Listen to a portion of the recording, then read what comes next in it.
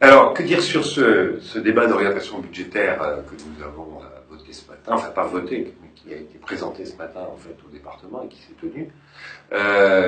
Tout d'abord, on a toujours pour objectif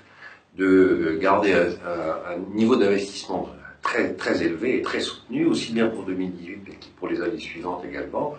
Et pour cela, en fait, il nous faut donc maîtriser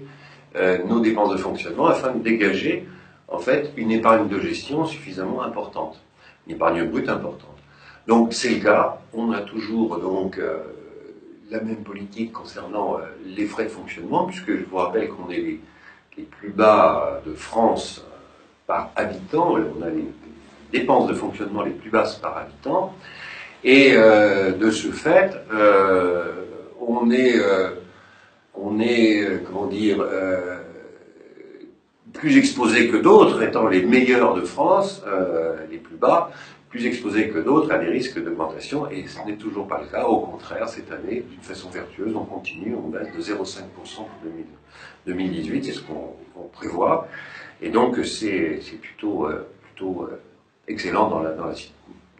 notre situation actuelle. Deuxième point, donc, conséquence, une épargne de gestion qui se trouve très bien soutenue, à peu près à 180 millions, et puis en fait on peut confirmer que ce sera le cas dans les 3 prochaines années. On a fait une prospective sur les 3 prochaines années, pas seulement sur 2018. Donc cette épargne de gestion permet de financer jusqu'à 380 millions d'investissements pour 2018, qui vont être financés en partie, pour une toute petite partie, par des subventions, par des recettes, mais qui sont des recettes d'investissement qui sont faibles, par cette épargne de gestion, cet autofinancement, et aussi par l'emprunt.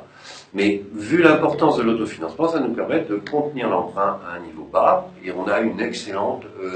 capacité de désendettement, qui est le ratio qu'on aime bien regarder quand on veut voir quelle est la santé financière d'une collectivité, et qui montre que nous restons à un niveau de l'ordre de 3 ans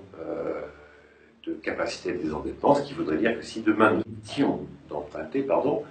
il nous suffirait de 3 ans pour rembourser la totalité de nos emprunts. Si on regarde plus loin, si on regarde à 3 ans, eh bien ça représentera à peu près 4 ans et demi en 2020, ce qui reste tout à fait bien, puisque l'objectif qui est fixé par l'État est d'être inférieur à 10 ans. Les contraintes de la loi de programmation des finances publiques sont très bien absorbées par nos orientations budgétaires, aussi bien pour 2018 que pour les années suivantes. Voilà ce que je pourrais en dire, donc c'est plutôt une bonne chose, et on a une situation à terme qui est une situation saine et solide. Écoutez, j'en profite pour vous souhaiter une bonne année à tous.